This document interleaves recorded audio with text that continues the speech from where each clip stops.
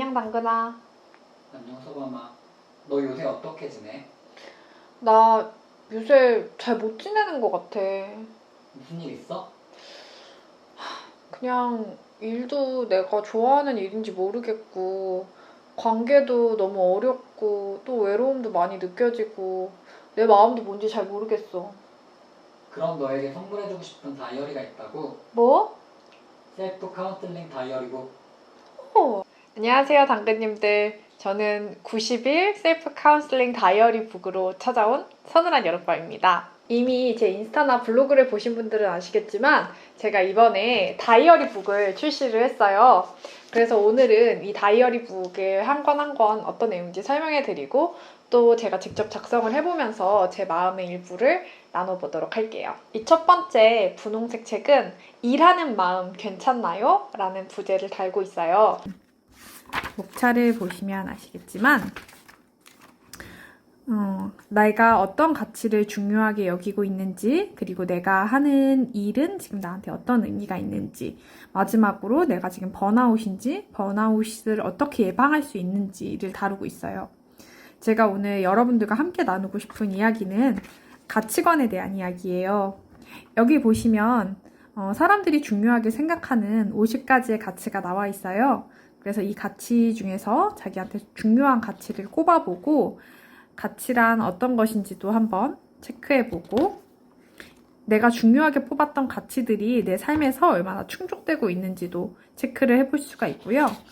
마지막으로 내가 중요하게 생각하는 가치를 위해서 포기하는 가치를 한번 적어볼 수 있게 되어 있어요. 그래서 저는 오늘 우선하는 가치와 제가 포기할 수 있는 가치에 대해서 적어보려고 해요.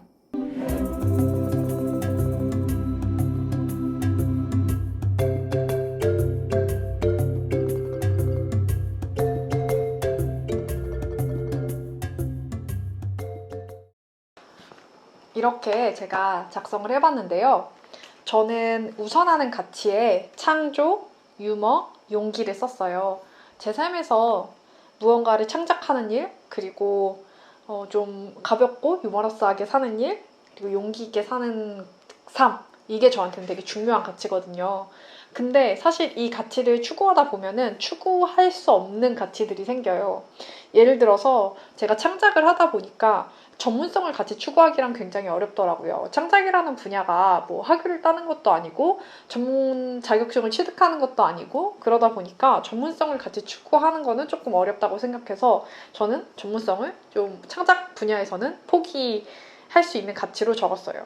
그리고 경제적인 부. 창작하시는 분들은 다 이해하시겠지만 창작으로 컨텐츠로 경제적인 부를 이루기란 정말 어렵죠. 그래서 여러분들이 이 다이어리 북을 많이 펀딩을 해주셔야 제가 경제적인 부도 포기하지 않을 수 있다. 두 번째, 유머에서는 저는 이상하게 소속감이나 명성, 책임감, 리더십 이런 것들을 포기해야 좀 가볍고 유머러스하게 살 수 있는 것 같아요. 좀 가볍고 헐렁헐렁하게 살려면 이런 뭐 명성이라든지 어떤 높은 자리에 올라간다든지 책임감을 많이 맡는 일을 한다든지 그런 것들은 좀 포기해야 되지 않을까. 그게 제가 바라는 삶의 방향인 것 같아요. 마지막으로 용기인데요. 용기를 내서 산다는 거는 결국 사회적 인정을 그러니까 너무 갈망하지 않고 살아가는 방향이라고 생각해요. 저는 사실 사회적인 인정 혹은 저 자신의 인정을 받기 위해서 되게 많이 높은 기준을 저한테 부여하면서 살았거든요. 근데 그게 용기 있는 삶은 아닌 것 같아요. 제가 생각했을 때 용기 있는 삶이란 내가 한 번도 도전해보지 않은 분야 혹은 내가 살아보지 못할 거라고 생각했던 삶에 뛰어들고 거기에서 새로운 경험들을 충분히 만끽하는 거거든요. 그러다 보면 사회적 인정과는 멀어질 수밖에 없겠죠. 그래서 저는 사회적 인정 대신에 용기 있는 삶을 늘 선택하고 싶어요. 그리고 발전이라고 하는 것도 사실 사회에서 말하는 발전이라는 게 좀 정해져 있잖아요. 더 많은 이제 경제적 부를 추구한다던가 혹은 사람이 봤을 때 뭐 계속 성숙해진다던가 차근차근 단계를 계단을 밟아서 나아가는 것 같은 그런 발전의 단계들이 있는데 저는 모험을 한다는 거, 용기 있게 산다는 거는 결국 그 발전의 단계를 못 따를 수도 있다고 생각해요. 그래서 저는 피카츄처럼 진화하지 않고 그냥 방랑하며 다양한 경험들을 해보면서 사는 게 저의 용기라고 생각해요. 그래서 저는 발전과 사회적 인정을 좀 포기할 수 있는 가치로 꼽아봤습니다. 그래서 여러분들도 이 일하는 마음 괜찮나요를 적어보면서 나한테 진짜 중요한 가치가 뭔지, 그리고 선택의 기로에 왔을 때 포기할 수 있는 가치가 뭔지를 미리 알아두는 게 되게 중요한 것 같아요. 왜냐하면 선택의 기로에서 포기해야 되는 가치가 사실 나한테 중요한 게 아닌데도 굉장히 커 보일 때가 있거든요. 나는 용기 있게 살고 싶은 사람이고 즐겁게 살고 싶은 사람인데 승진을 앞두고 있어. 그러면 갑자기 내가 승진을 포기했을 때 같이 포기해야 되는 명예나 돈이 너무 아깝게 느껴질 수 있는 거죠. 근데 이렇게 미리 적어 놓으시면 내가 사실은 내가 살고 싶은 삶을 위해서 이런 것들을 포기할 수 있다라고 미리 마음을 먹었었구나 라고 다시 한번 깨달으실 수 있을 거예요. 그래서 저는 이 일하는 마음 괜찮나요가 여러분들이 지금 하고 있는 일이 정말로 마음에 드는지, 그리고 내 삶과 일이 어떤 관계를 맺고 있는지 돌아보는데 좋은 가이드가 되었으면 좋겠어요. 두 번째 책은 관계 맺는 마음 괜찮나요? 라는 책입니다. 이 책에서는 관계에 대해서 다루고 있어요. 목차를 보시면 내가 관계에 대해서 기본적으로 어떻게 느끼고 있는지, 그리고 지금 내가 맺고 있는 관계들이 어떤 형태인지를 좀 개괄할 수 있는 챕터이고요. 두 번째는 불편하고 불쾌한 관계들을 내가 어떻게 정리해 가야 될 것인지를 다루시고 있고요. 세 번째는 소중하고 특별한 관계들, 그리고 내가 나 자신과 맺고 있는 관계가 어떤지 돌아볼 수 있게 되어 있어요. 제가 오늘 여러분들과 함께 나누고 싶은 챕터는 바로 오늘 나에게 필요한 사람이라는 챕터예요. 하루를 살아가면서 내 곁에 이런 사람이 있었으면 하는 사람이 있잖아요. 그 사람이 어떤 특징을 가지고 있는지 한번 적어보는 거예요. 저도 한번 적어보도록 할게요.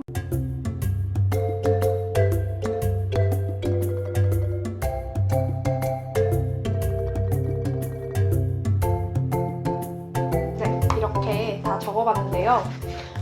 제 머릿속에 제일 먼저 떠오른 건 다정한 사람이었어요. 저는 아무래도 프리랜서이고 집에서 오래 작업을 하다 보니까 제 일상을 나눌 사람들이 많이 없어요. 그래서 내 일상을 좀 관심을 가져주고 다정하게 물어봐주고 일상을 좀 시시콜콜하게 나눌 수 있는 그런 사람이 오늘의 저한테 되게 필요한 것 같아요. 그리고 두 번째는 활력이 있는 사람. 왜 되게 좋은 에너지를 가진 사람이랑 함께 있으면 기분이 저도 되게 덩달아서 좋아지잖아요. 아무래도 제가 요새 조금 우울하고 무기력하고 기분이 가라앉을 때가 많다 보니까 그렇게 밝고 좀 저를 웃게 해주고 함께 있기만 해도 기분 좋은 그런 사람이 오늘 제 곁에 있어줬으면 좋겠어요. 그리고 세 번째는 안정감을 주는 사람이에요. 저는 좀 늘 외로움을 많이 타다 보니까 다른 사람들과 연결되어 있다는 느낌이 저한테는 되게 중요한 것 같아요. 그래서 꼭 매일 연락을 하지 않고 그렇더라도 나를 생각하고 있고 나와 이어져 있다라고 느낌을 주는 그런 사람들이 저한테는 되게 소중해요. 제 친구들 같이. 그래서 그런 사람이 오늘 제 곁에 있으면 좋겠어요.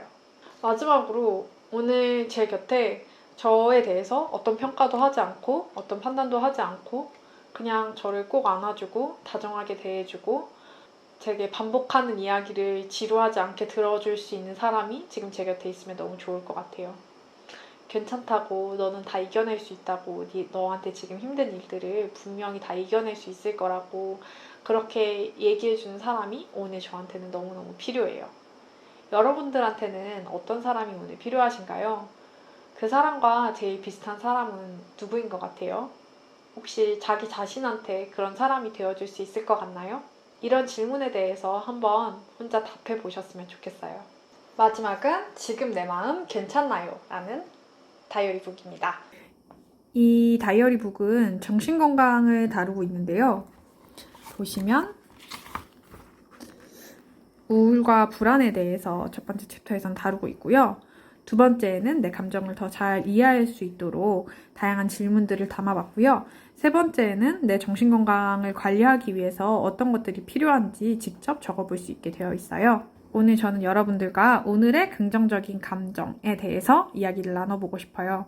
눈을 뜨고 나서부터 지금까지 느꼈던 모든 긍정적인 감정들. 뒤에 부록에 보시면 제가 감정 단어 목록을 준비해놨거든요. 그래서 감정이 조금 어려우신 분들은 이 감정 단어 목록들을 보면서 내가 느꼈던 불쾌한 감정들이나 아니면 즐거운 유쾌한 감정들을 한번 적어볼 수 있어요. 그러면 저도 한번 오늘 눈 뜨고 나서부터 느꼈던 긍정적인 감정들을 한번 적어보도록 할게요.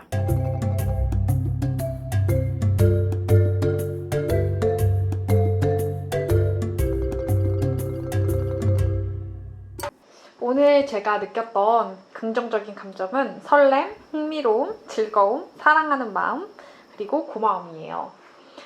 오늘 저는 이 유튜브 촬영을 앞두고 있었거든요. 근데 유튜브 촬영하기 전에는 늘 설레는 느낌이 들어요. 오늘은 또 어떤 이야기를 할까? 어떤 새로운 시도를 해볼까? 이런 생각들 때문에 늘 약간 설레고 흥분되고 즐거운 느낌이 듭니다. 오늘은 우리 당근과 함께 했는데요. 이 당근을 찍으면서 너무 웃겼어요. 이 뒤에서 제 파트너가 이 당근을 이렇게 막 흔들면서 같이 해줬거든요. 그래서 그게 생각할만 해도 너무 웃겼고 실제로도 너무 웃기게 촬영을 했습니다. 그 상황에서 즐거움을 느꼈고요.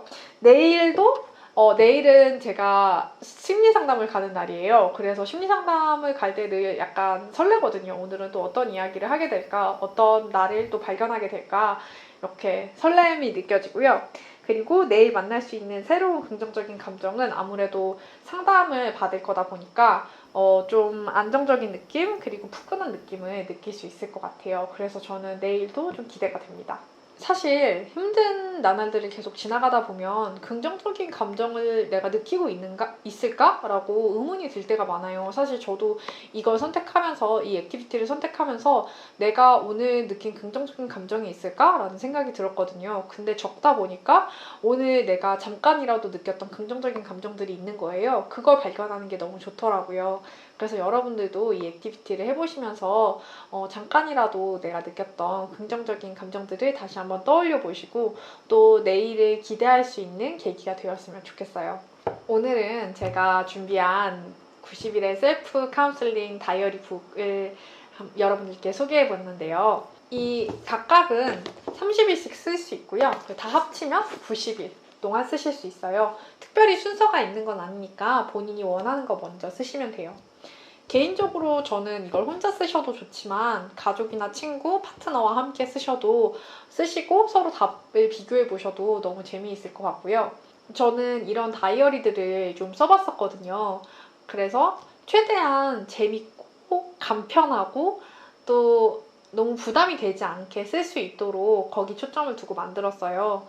근데 제가 다이어리들을 쓰면서 느낀 건 이렇게 잠깐이라도 나를 위해서 시간을 내고 나에 대해서 물어봐주는 시간을 갖는 게 굉장히 기분 좋은 일이더라고요. 그래서 여러분들도 일상 속에서 정말 잠깐이라도 이거 하루에 하나 완성하는데 10분에서 15분도 안 걸릴 거예요. 빨리 하면.